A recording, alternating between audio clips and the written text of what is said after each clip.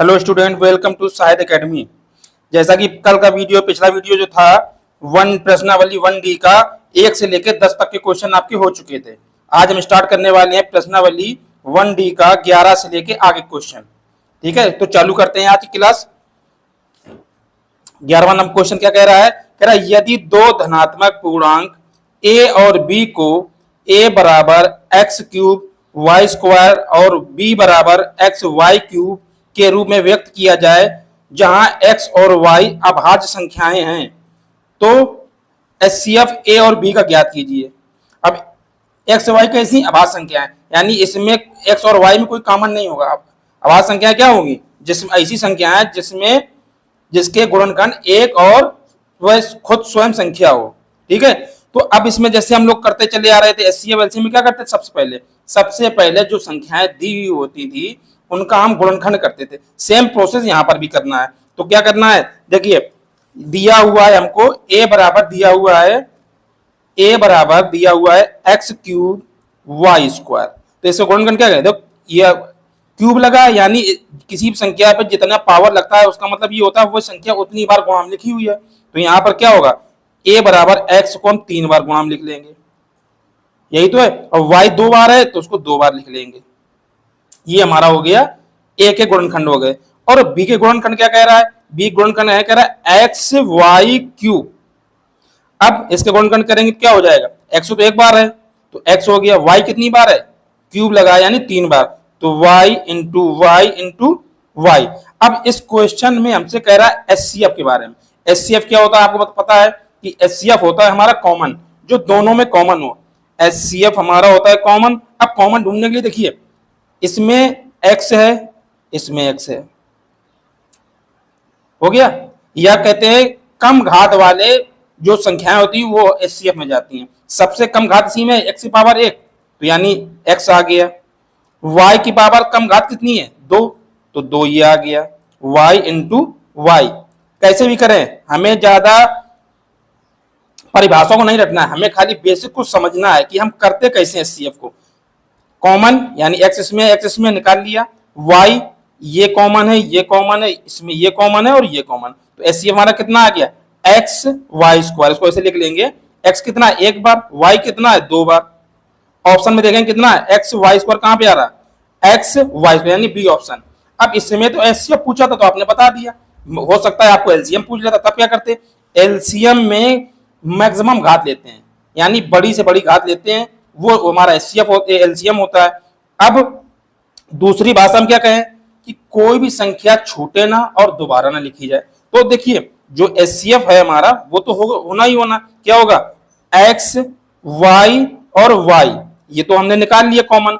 अब हमारे पास बचा क्या था? ऊपर से हमारे पास 2x बचे थे, उनको हमने ले लिया। ऊपर को छूटा नहीं, सारी संख्याएं आ गई, 2 y भी आ गए और तीनों x भी आ गए। नीचे देखो 2 y आ गए थे, एक x का क्या छूट रहा था? y, ये हमने y ले लिया। तो क्या हो गया हमारा? x कितने मिल गए हमें? 3, तो x क्यूब हो गया। y कितने मिल गए? 3, तो y क्यूब हो गया। ये हमारा LCM हो गया। अब क्वेश्चन में आपको चाहे HCF पूछे चाहे LCM पूछे, इस तरीके के सवाल में आपको यही करना है। ठीक है, अब इसको जैसे ऑप्शन में कर रहे हैं, हमने समझा दिया, अब आपको ये थोड़ी ना लेकर चलना है। मिनिमम घात क्या होती है? HCF। मैक्सिमम घात क्या होती है? LCM। अब देखो यहाँ पर a और b दिए थे, तो x को पहले पकड़ते हैं। x की मिनिमम घात कितनी है? x, तो यानी x आ जाएगा। y की मिनिमम घात कितनी है? y स्क्वायर, तो x y स्क्वायर देखो कौन सा ऑप्शन है? ये वाले ऑप्शन पर टिक करेंगे, आगे बढ़ जाएंगे। ठीक है, तो अब अगला क्वेश्चन देखो, इसी का 11वें का दूसरा क्या दिया है? कह रहा 20 और 25 का LCM 100 है, तो HCF ज्ञात करना है। अब इसके गुणनखंड करने की कोई जरूरत नहीं है, हमें ऑप्शन हमारे पास है ही, तो हमें विभाज्य के नियम से चेक कर लेना। हमारे पास क्या है? HCF निकालना। HCF मतलब ऐसी संख्या HCF होती है जो उन संख्याओं को पूरा करती है। अब देखो अगर पहला ऑप्शन 4 है हमारा, तो 4 इसमें चला जाए, इसमें नहीं जाएगा, तो ये ऑप्शन हमारा कट हो गया। 10 की बात करते हैं, पहले में चला जाएगा, 25 में नहीं जाएगा, तो ये भी ऑप्शन नहीं होगा। 20 हमारा इसमें चला जाएगा, इसमें नहीं है, तो बचा कौन सा ऑप्शन हमारा? 5, तो ऑप्शन नंबर डी इसका राइट आंसर होगा। ठीक है, इस तरीके से आपसे ऑप्शन में करना है, और जब आप स्वयं प्रैक्टिस करेंगे तो बहुत सेकंडों में इसके आंसर आएंगे, और बाकी नहीं है तो इसकी आप गुणनखंड करेंगे तो HCF निकालेंगे, इसका HCF 5 ही आएगा। ठीक है, लेकिन ऑप्शन MCQ वाले क्वेश्चन को ऑप्शन के आधार पर ज्यादा हल करना है, हमें क्वेश्चन को जल्दी हल करना है। अगर गुणनखंड से जल्दी आ रहा है तो गुणनखंड से करेंगे, अगर विभाज्य से नियम से आ रहा है तो उससे करेंगे। हमको जल्दी आंसर लाना और सही लाना है। तो ये चीज समझ में आ गई। हमने क्या किया, एचसीएफ अगर निकालना है तो उन संख्याओं में पूरा पूरा भाग जाता है एचसीएफ का। तो हमें बस वही चेक करना है। विभाज्य के नियम देखो, 4 में क्या होता है, लास्ट दो डिजिट में जाना चाहिए, तो इसमें तो जाएगा नहीं, तो 4 कट हो गया। 10 25 में जाएगा नहीं भाग, तो ये भी कट हो गया। 20 25 में जाएगा नहीं, ये भी कट हो गया। 5 दोनों में जा रहा है, एचसीएफ होता है कॉमन। ठीक है, तो इसका आंसर कौन सा होगा हमारा, डी ऑप्शन। चलते हैं अगले क्वेश्चन पे। अगला क्वेश्चन क्या कह रहा है हमारा, 12 नंबर कह रहा है यदि दो धनात्मक पूर्णांकों p और q को p बराबर ए बी स्क्वायर और q बराबर ए क्यूब b के रूप में व्यक्त किया जा सकता है, जहां a और b अभाज्य संख्या है, तो एलसीएम निकालना है। एलसीएम मतलब क्या, मैक्सिमम घात, यानी बड़ी से बड़ी घात। अब देखो p का मान ये वैल्यू ये दी है और q की वैल्यू दी, तो पहले एक पकड़ते हैं। a की मैक्सिमम घात क्या है, ए क्यूब। तो पहले ऑप्शन देखो ए क्यूब किसमें दिया है, इसमें, यानी 2 ऑप्शन अपने आप कट हो गए। बचा कौन, सी और डी में हमारा आंसर होगा। बी में देखो मैक्सिमम घात कितनी है, बी स्क्वायर, यानी ऑप्शन नंबर सी आपका राइट आंसर। आपका ये हल हो गया। ऐसे ही आपको पेपर में एमसीक्यू को हल करना है। ठीक है, अब देखिए 12 का सेकंड नंबर क्या कह रहा है, कह रहा दो संख्याओं ए तथा बी का एचसीएफ 5 है तथा उनका एलसीएम कितना है, 200। तो कह रहा है ए और बी का गुणनफल बताना है। तो आपको पता है एक फार्मूला, दोनों संख्याओं का गुणनफल, यानी दो संख्याओं का गुणनफल होता क्या है, एचसीएफ इंटू एलसीएम, यानी लासा गुणा मासा। अब हम संख्याएं क्यों निकालें, गुणन करना है, सीधे एचसीएफ और एलसीएम गुणा करते हैं, जो संख्या आएगी हमारा आंसर आएगा। कितना हो जाएगा, 2 का गुणा 5 होंगे 10, यानी 1000। ये हमारा आ गया आंसर। और वैसे का पूरा नहीं भी कर पाया, 2 गुणा 5 में कर पाएंगे, तो 5 दूनी 10, 10 किसमें ऑप्शन में, सिर्फ बी ऑप्शन में। आंसर हमारा सेकेंड। चलते हैं अगले क्वेश्चन में। अगला क्वेश्चन क्या कह रहा है, कह रहा एक शून्येतर परमेय संख्या और एक अपरमेय संख्या का गुणनफल होता है। अब आपको आ रहा होगा शून्येतर परमेय संख्या क्या होती है। शून्येतर परमेय संख्या वो संख्याएं होती हैं जो 0 को छोड़कर बाकी और संख्याएं बचती हैं। तो अब हमने क्या बताया था, परमेय में अगर अपरमेय को गुणा किया जाए तो क्या आता है आपका, अपरमेय संख्या, और ये हमेशा के लिए होता है। तो इसका ऑप्शन क्या है, आप देखिए, कह रहा पहला ऑप्शन क्या है, सदैव अपरमेय संख्या, यानी आंसर तो आपका यही है। दूसरा ऑप्शन पढ़ो, सदैव परमेय संख्या, ये तो होना ही नहीं है। क्या कह रहा, परमेय या अपरमेय संख्या, ऐसा कैसा पॉसिबल हो सकता है, दोनों आ जाए। और कह रहा एक, इसका कोई ऑप्शन का मतलब ही नहीं बनता है। तो आंसर कौन सा हो गया हमारा, सदैव अपरमेय संख्या। अगर आपको वीडियो अच्छी लग रही है तो वीडियो को लाइक और ज्यादा से ज्यादा शेयर जरूर करें, और जिस स्टूडेंट ने चैनल को सब्सक्राइब नहीं किया है वो चैनल को सब्सक्राइब कर ले। और पीडीएफ नोट बुक कुछ भी अगर पाना हो आपको तो प्ले स्टोर में जाकर साहित्य एकेडमी ऐप को डाउनलोड करें, वहां से ये आपको फ्री में पीडीएफ और नोट्स मिल जाएंगी। चलते हैं अगला क्वेश्चन, क्या कह रहा है आपको, 14वां नंबर क्वेश्चन है। कह रहा है 1 से लेके 10 तक की संख्याओं, लिख दिया उसने दोनों सम्मिलित, यानी 1 और 10 दोनों को लेना है। कह रहा संख्याओं में से सभी संख्याओं से विभाज्य न्यूनतम संख्या होगी या है। इसका मतलब क्या हुआ, हमें 1 से लेकर 10 तक संख्याएं हैं जिसमें सभी संख्याओं का भाग जाना है।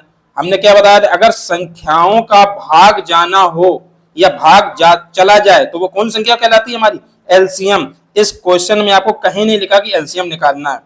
ठीक है, तो हमें क्या निकालना है, एलसीएम, और संख्याओं को भाग देना है। इसमें विभाज्य का नियम लगाएंगे तो बहुत ही आसानी से आंसर आया। देखिए हम समझा देते हैं, बाद में आपको ऑप्शन समझाते हैं। क्या कह रहा है, 1 से 10 तक का है, तो 1 से 10 तक संख्याएं जैसे आपने लिखनी, एक को कोई मतलब ही नहीं, ना लिखो।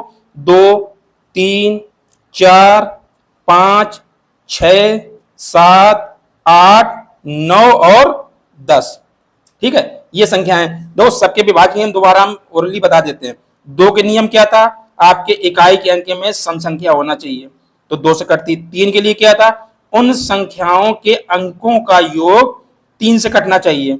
4 के लिए नियम क्या था हमारा, लास्ट के 2 डिजिट, लास्ट यानी इकाई दाई, 2 संख्या 4 से कटना चाहिए किसी भी संख्या का, तो वो 4 से विभाजित।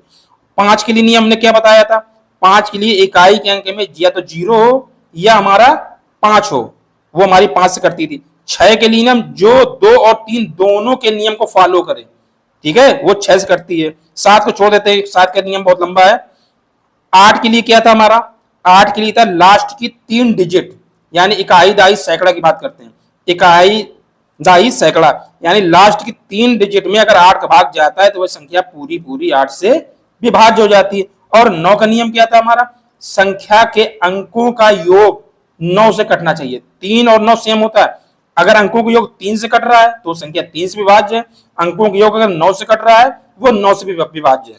और 10 के लिए नियम क्या था, लास्ट में 0 होना चाहिए। ठीक है, अब ये नियम पता चल गया। अब देखिए चारों में ऑप्शन लिख लेते हैं। यहाँ पर ऑप्शन क्या है हमारे, 205 है, 200 नहीं, हमारा ऑप्शन है 10, और दूसरा ऑप्शन है हमारा 100, तीसरा ऑप्शन है 504, और चौथा ऑप्शन है हमारा 25 20। ठीक है, ये चारों ऑप्शन आपके लिख गए। अब देखो 10 में से आपके किसका कैसा भाग जा सकता है, फटाफट देखिए। इसमें 3 का भाग जाएगा, नहीं जाएगा, खत्म। 100 में जब 10 में नहीं गया, 100 में भी 3 का भाग नहीं जाएगा, खत्म। अब इसको देखते हैं, 5 4 9, 9 का चला जाएगा, 2 का चला जाएगा, 3 का चला जाएगा, 5 का नहीं जाएगा। क्यों, 5 के नियम क्या होता है हमारा, लास्ट में 0 या 5 होना चाहिए, यानी 3 ऑप्शन खत्म, बचा कौन सा। तो हमको गुणा करने की जरूरत नहीं पड़ेगी और ना ही एलसीएम निकालना। एलसीएम मतलब क्या, तो गुणनखंड करना है, और गुणनखंड का मतलब क्या, गुणा। तो हम इससे बच जाएंगे। तो समझ में आया कि कैसे हमें ऑप्शन के एमसीक्यू को हल करना है। क्लियर। और जिस स्टूडेंट की अगर वीडियो छूट जाया करे तो इसी वीडियो के डिस्क्रिप्शन में लिंक लगी हुई है, वहां पर जाके अपनी पिछली वीडियो को देख सकते हैं। और वीडियो को मिस ना किया करें, ना ही उसको स्किप करके देखा करें, वीडियो आप पूरा पूरा देखा करें। अब जैसे कुछ सवाल है, हम आप सिर्फ ओरली बता रहे हैं, ये चीज हमने ओरली बताई, लिखी तो नहीं कहीं। अगर आपने वीडियो देखी होगी तो आपको दोबारा चीज जो पढ़ चुके हैं दोबारा रिवाइज हो गई होगी, और जिसने नहीं पढ़ा तो कम से कम दोबारा उसने सुन तो लिया होगा क्या है क्या नहीं इसका नियम। इसलिए वीडियो को स्किप मत करा करें। ठीक है, अगला क्वेश्चन चलते हैं। क्या कह रहा है अगला क्वेश्चन, अगला क्वेश्चन हमारा कह रहा है 15 नंबर, कह रहा है सबसे छोटी संयुक्त संख्या और सबसे छोटी अभाज्य संख्या के एचसीएफ का अनुपात उनके एलसीएम से है। ठीक है, अब आपको कुछ लोगों को ये हो रहा है संयुक्त संख्या कौन सी होती है। तो संयुक्त संख्या हमने आपने बताया था आपको कि जो भाज्य संख्याएं होती हैं उन्हीं को हम संयुक्त संख्या बोलते हैं। तो सबसे छोटी भाज्य संख्या भी हमने आपको बताई इंट्रोडक्शन क्लास में। चलो जिसने नहीं पता हम दोबारा बता दे रहे हैं। होता क्या है, भाज्य संख्या वो संख्या होती है ऐसी संख्या जिसके गुणनखंड 2 से अधिक हों, ऐसी संख्या जिसके गुणनखंड 2 से अधिक हों। तो सबसे छोटी संख्या हमने बताई क्या थी, 4। तो देखो दोबारा हम बता देते हैं, 2 है, जैसे 2 में क्या गुणनखंड होता है, 1 और 2। तो ये हमारी किस में आती है, ये भाज्य में तो नहीं आती है। 3 क्या होती है, 1 और 3, ये भी हमारी भाज्य संख्या है। और अभाज्य संख्या है। भाज्य संख्या हम क्या हो, अब लेते हैं 4। 4 में किसके गुणनखंड कितने होते हैं, 1 होता है, 2 होता है और 4। और हमने भाज्य का नियम क्या बताया, ऐसी संख्या जिसके गुणनखंड 2 से अधिक हो वो हमारी भाज्य संख्या होती है। तो अब इसमें क्वेश्चन में क्या बोला है उसने, सबसे छोटी संयुक्त संख्या, यानी सबसे छोटी संयुक्त संख्या का मतलब क्या है, सबसे छोटी भाज्य संख्या आपको पता होगी कितनी है, 4। दूसरी क्या बोल रहा है, सबसे छोटी अभाज्य संख्या, ये भी हमने बताया सबसे छोटी अभाज्य संख्या क्या होती है हमारी, 2। अब कह रहा है इनके एचसीएफ और इन्हीं संख्याओं के एलसीएफ का अनुपात। तो अगर एचसीएफ की बात करें, एचसीएफ क्या होता है, कॉमन, ये क्या हो जाएगा 2 गुणा 2, और ये हमारा 2, तो इसका एचसीएफ कितना आ जाएगा 2। और इन दोनों के एलसीएम की बात करें तो एलसीएम क्या होता है बड़ा, तो कितना हो जाएगा, एलसीएम हो जाएगा 4। अब इनका हमें अगर अनुपात निकालना है तो क्या हो जाएगा 2/4, तो काट देंगे कितना आ जाएगा 1/2, और बटे संख्या क्या लिखते हैं, अनुपात लिखते हैं 1/2। ये हमारा राइट आंसर आ जाएगा। ठीक है, तो 15वां की कौन सा होगा राइट आंसर, ये हो जाएगा पहला नंबर। अब कुछ कथन के निष्कर्ष के आधार पर कुछ क्वेश्चन दिए जाते हैं। तो देखिए इसमें आपको ये देखना है कि इन चारों के में आपको देना है। तो क्या निष्कर्ष है, कह रहा अभिकथन ए और तर्क आर दोनों सत्य हैं तथा तर्क आर अभिकथन ए की सही स्पष्टीकरण है, यानी व्याख्या कर रहा है। इसी तरह दूसरा क्या है, कह रहा अभिकथन ए और तर्क आर दोनों सत्य हैं परंतु आर अभिकथन ए का व्याख्या नहीं कर रहे, यानी कथन तो जो बोले रहा है वो सही है लेकिन व्याख्या नहीं कर रहे हैं एक दूसरे की। और तीसरा क्या है, ए सत्य है परंतु आर असत्य है। चौथा क्या है, ए असत्य है और आर सत्य है। अब इन क्वेश्चनों को आपको इन्हीं पे आधार पर आंसर देना। तो पहला क्वेश्चन देखो 16 नंबर क्या कह रहा है, 16 नंबर कह रहा है अभी कथन दिया है, कह रहा एचसीएफ 336 और 54 का कितना 6 एचसीएफ है, और एलसीएम इन दोनों कितना है 3024 होगा। तो कह रहा है एचसीएफ इंटू एलसीएम दोनों दी गई संख्याओं का गुणनफल है। ये आपको फार्मूला पता ही है, क्या होता है, दोनों संख्याओं गुणनफल बराबर एचसीएफ इंटू एलसीएम। तो इनको सॉल्व करने की प्रमाणित है, दोबारा हल करने की जरूरत नहीं। तो हमें इसमें आंसर कौन सा सही होगा, देखो ये भी एचसीएफ दिया है, ये एलसीएम दिया है, ठीक। अब ये व्याख्या भी सही कर रहा है कि अगर इनका गुणा कर दिया है तो दोनों संख्याओं गुणा करें तो दोनों बराबर आते हैं। तो इसमें कौन सा हो जाएगा, पहला वाला। अभिकथन ए और तर्क दोनों सत्य हैं, और तर्क जो आर है वो सही स्पष्टीकरण भी दे रहा है, ठीक है। तो 16 नंबर वाले का आंसर क्या हो जाएगा, ऑप्शन नंबर ये वाला ए। अब इसी तरीके दूसरा 17 नंबर क्या कह रहा है, कह रहा 7 + 5 √2 एक अपरिमेय संख्या है। इसके बारे में बताया, देखो हमने क्या बताया था, परिमेय में ये कैसी है, ये तो पहले उसको समझते हैं। 5 √2 परिमेय में अपरिमेय गुणा हो रहा है, यानी ये अपरिमेय हो गया। तो हम कह सकते हैं 5 √2 अपरिमेय संख्या है, और 7 हमारी तो परिमेय है ही।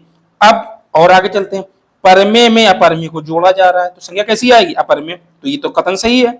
अब क्या कह रहा है, कह रहा परिमेय तथा अपरिमेय संख्याओं का योगफल सदैव अपरिमेय आता, जो हम बता रहे थे। अब परिमेय में का अपरिमेय जो होता है क्या आता, अपरिमेय। तो यानी दोनों सही भी हैं, दोनों सही भी हैं, और ये तर्क भी सही दे रहा है। तो इसके लिए कौन सा ऑप्शन आएगा, पहला वाला जो पढ़ा था, ए आर दोनों सत्य हैं, आर जो है ए का सही स्पष्टीकरण है, ठीक है। 17 का आंसर कौन सा आएगा, पहला नंबर। 18 क्या कह रहा है, 18 कह रहा है, यदि दो संख्याओं का गुणनफल 5780 है और उनका मासा कितना है 17 और उनका लासा 340 है, ठीक है। तो ये दे दिया उसने, कह रहा मासा हमेशा लासा का एक गुणनखंड है। बिल्कुल दोनों सही है, ठीक है। तो इसका कौन सा आ जाएगा, गुणनखंड होता है ये वाला। अब बात करते हैं, देखो कैसे होता है हम बता देते हैं। अब हम तुमको दूसरी संख्या, मान लिया कोई संख्या हमारी hx हो सकती है, ठीक है, और दूसरी क्या है hy।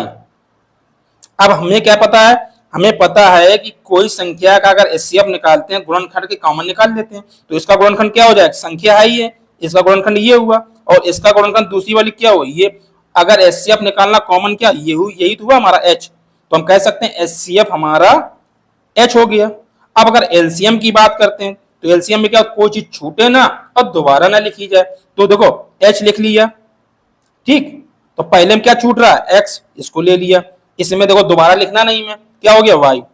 तो एलसीएम कितना आ गया हमारा, एलसीएम आ गया हमारा hxy। क्वेश्चन क्या कह रहा है यार, एचसीएफ एलसीएम का एक गुणनखंड है का गुणनखंड, तो ये भी हमारा सही हो जाएगा, ठीक है। तो इस तरीके से आपको आंसर देना है।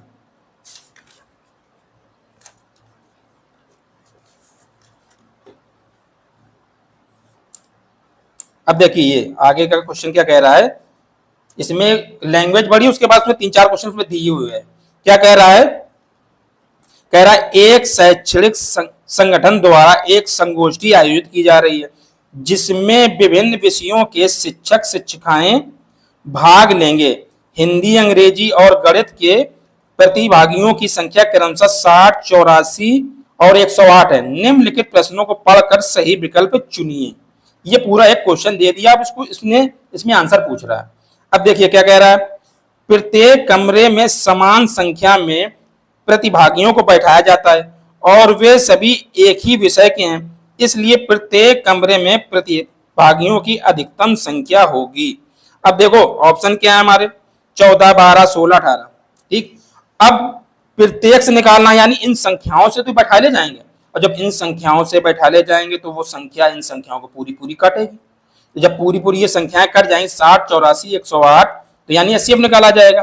अब हमें चेक करना है ऑप्शन से किस ऑप्शन का भाग इन तीनों में जा रहा है, किसमें 60, 84, 108 में। अब देखो अगर 12 से 14 करते हैं, जो 14 से 60 तो करता नहीं है, कि 14 चौका कितना होता है 56, तो 14 ऑप्शन खत्म। 12 चेक करते हैं तो 12 पंचे 60 होता है, 12 सत्ते 84 होता है, 12 नौया 108 होता है। तो ऑप्शन नंबर कौन सा हो जाएगा हमारा, बी सही हो जाएगा, ठीक है। वीडियो अगर आपको अच्छी लग रही हो तो वीडियो को लाइक और शेयर जरूर कर दें। अब 20वां नंबर क्या कह रहा है, क्वेश्चन कह रहा है कार्यक्रम के दौरान आवश्यक कमरों की संख्या कितनी होगी। ठीक, अब कमरों की संख्या पूछ रहा है कि सब बैठालना है, तो क्या करना है, एचसीएफ से जो पहले जो हैं 60 लोग हैं हिंदी वाले, तो कितने कितने बैठालना है, हमें निकालना है 12-12। तो जब 12 से जो 60 बैठाले जाएंगे, कितने कमरे हैं, 12 पंचे 60, तो पहले कितने आ जाएंगे, पहले आ जाएंगे, पहले हिंदी वाले से 5 कमरे फुल हो जाएंगे। ठीक है, और 84 वाले 12 सत्ते 84, इससे कितने कमरे होंगे, 7, और 12 नमैया 108, इतने कमरे लगेंगे, पूरे पूरे हो गए, कितने हो, 7 5 12 और 9 21, तो हमारा आंसर क्या आएगा 21। तो ऑप्शन नंबर बी हमारा राइट आंसर होगा। तीसरा क्या कह रहा है हमको, ये अगला क्वेश्चन, अगला कह रहा है हिंदी के प्रतिभागियों की संख्या के अभाज्य गुणनखंड की घातों का योगफल क्या करना है। ठीक है, योगफल करना है। अब हिंदी वाले हैं कितने, हिंदी वाले बच्चे वो हैं 60 लोग। अब इनका पहले तुम्हें करना है गुणनखंड। ठीक है, आप वैसे कर लें, देखो हम कर दे रहे हैं, 15 चौको 60 होता है, तो 2 दूनी 4 त्याई 12 और पंचे 60, इसके गुणनखंड यही तो होंगे। अब गुणनखंड ये होंगे तो इसको हम क्या लिख सकते हैं, 2 की पावर 2, 3 तो एक ही, 3 लिख देंगे और 5 लिख देंगे, तो यहाँ इसकी पावर 1 होगी, इसकी पावर क्या कह रहा है, कह रहा है गुणनखंड के घातों का योग, तो कितनी है, इसकी 2 है, इसकी कितनी है 1 है, और इसकी कितनी है 5 की 1, तो कितनी है 2 और 2 4, तो घातों की संख्या कितनी हो गई, योगफल कितना हुआ 4, इसका आंसर 4 आएगा। अब अगला क्वेश्चन क्या कह रहा है, 22 नंबर कह रहा है हिंदी, अंग्रेजी और गणित के प्रतिभागियों की न्यूनतम संख्या होगी। अब इनकी न्यूनतम संख्या होगी, इसका मतलब क्या निकालना है, लासा, और लासा के लिए क्या करना पड़ेगा, गुणनखंड करके लासा निकालना पड़ेगा। अब हम इसको ऑप्शन चेक कर लेते हैं, क्या है हमारे पास, देखिए गुणनखंड करे आपने, इसके 60 84 और 108। अब देखिए थोड़ा सा कर लेते हैं, ये कितना हो गया, 15 चौको 60, और ये कितना होगा 21 चौको 84, और ये कितना होगा 12 नमैया 108, 12 नमैया 108। अब देखो थोड़ा थोड़ा में दिख रहा है 9 का नियम लगेगा, क्यों, लासा का मतलब क्या होता है, इन संख्याओं को पूरा पूरा से भाग जाना चाहिए। तो अब जब संख्याओं गुणनखंड 9 है तो 9 से भी तो जाएगा, तो 9 का नियम ने क्या बताया था, ऐसी संख्याओं का योग, जो संख्या दी हुई उन संख्याओं का योग हमारा 9 से करना चाहिए। चेक करते हैं ऑप्शन में किसी ना किसी में चल रहा होगा, तो देखो 7 3 10 और 18, यानी इसमें 9 का भाग तो जा रहा होगा, 6 3 9 और 8 17, यानी दूसरा ऑप्शन हमारा नहीं होगा, दूसरा ऑप्शन हमारा नहीं होगा। क्या हो गया, 7 4 11 11 8 19, तीसरा ऑप्शन भी हमारा नहीं होगा, 6 4 10 और 8 18, यानी हमारे पास ऑप्शन कौन से बचे, ए और डी, 2 ऑप्शन तो हमारे कट गए। ठीक है, ए और डी बचे, 2 ऑप्शन कट गए। अब हमें क्या चेक करना है, हमारा 9 हो गया, अब 3 4 2 के लिए देखो, 2 तो सब में चला जाएगा। ठीक है, अब हो गया 4 त्याई 12, इसका हो जाएगा, 7 त्रिका 21। अब देखिए 7 एक ही संख्या है जो इन दोनों को चेक कर सकते हैं।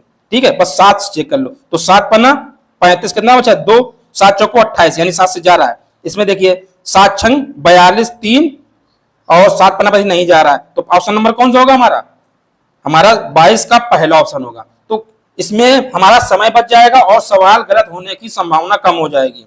ठीक है, तो वीडियो अच्छी लग रही है, लाइक और शेयर ज्यादा से ज्यादा करते रहा करें, और जिस स्टूडेंट ने चैनल को सब्सक्राइब नहीं किया, चैनल को सब्सक्राइब कर ले, और इसकी वीडियो पीडीएफ या नोट जो भी पाना हो तो वो आपकी प्ले स्टोर में जाके साहित्य एकेडमी ऐप को डाउनलोड कर लें, वहां पर ये पीडीएफ नोट आपकी फ्री उपलब्ध है। ठीक है, अब अगला क्वेश्चन क्या कह रहा है हमारा, कह रहा है गणित के प्रतिभागियों को उसकी अभाज्य संख्याओं के गुणनफल के रूप में व्यक्त कीजिए। वही जैसे अभी क्वेश्चन किया था, इसमें योग करा था, इसमें गुणनखंड कराना। किसकी बात कर रहा है, गणित की। गणित की संख्या कितनी है हमारी, गणित की है हमारी 108, तो 108 के गुणनखंड कर लेते हैं 108 के। तो देखो ऐसे करने सीख, थोड़ी याद डाल लो, और क्योंकि एमसीक्यू है तो क्या होगा, 12 नवैया 108 होगा। अब ये हो गया 4 तिहाई 12, यानी 2 गुणा 2 गुणा 4 तिहाई 12, और ये क्या हो गया हमारा 3 गुणा 3 9, तो कितना हो गया 2 की पावर 2 और 3 की पावर 3 हो गया। देखो 9, ये कितना 27 चौको 108 होता है, तो बस ऑप्शन देखते हैं कौन सा है, 2 की पावर 2 और 3 की पावर 3। तो ऑप्शन नंबर हमारा कौन सा हो जाएगा, पहला। तो आज की क्लास को हम यही समाप्त करते हैं, मिलते हैं नेक्स्ट वीडियो में, चैप्टर अध्याय दूसरा बहुपद। ठीक है, तो पॉलिनोमियल चैप्टर में मिलते हैं अगले। जब तक के लिए धन्यवाद।